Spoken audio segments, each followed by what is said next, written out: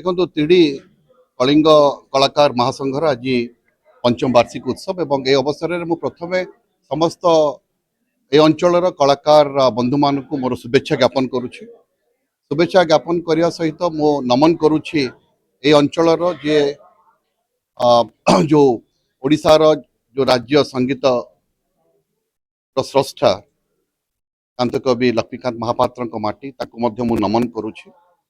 आज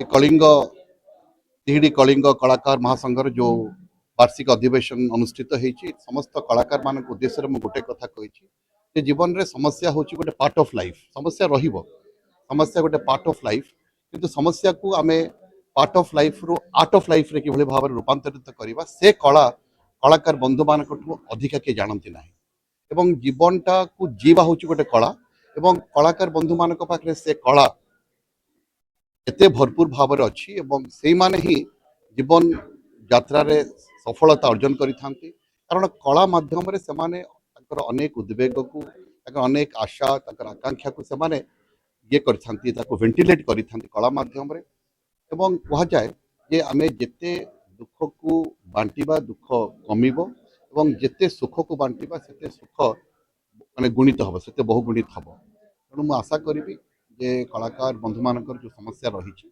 निश्चित भाव में आगामी दिन मानकर तार आशु समाधान हम एवं से माने जीवन जीवार जो कला से माने पाइचंती से कला को से माने बांटंतु अन्य मानक पाखरे से बांटी पारिले अन्य माने मध्य जीवन जीवनचर्या मध्य सेतिकी सुखमय हम एवं तांका अनुभूति सेतिकी सुखद हम। धन्यवाद। ए संघरे हमरो 300 रु 400 कलाकार सदस्य भाव में अच्छा। प्रति वर्ष आम वार्षिक उत्सव पालन कर चलित वर्ष कलिंग कलाकार संघ वार्षिक उत्सव पालन करिछि।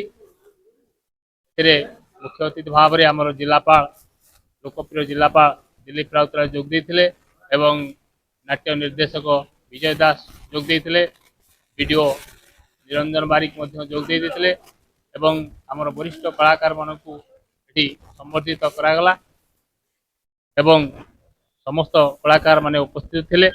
ये कलाकार संघ समस्त कलाकार मानकर समस्या शुणी आसुची एवं तांकर व्यक्तिगत समस्या मध्य समाधान करने दिगरे चेष्टा करुची।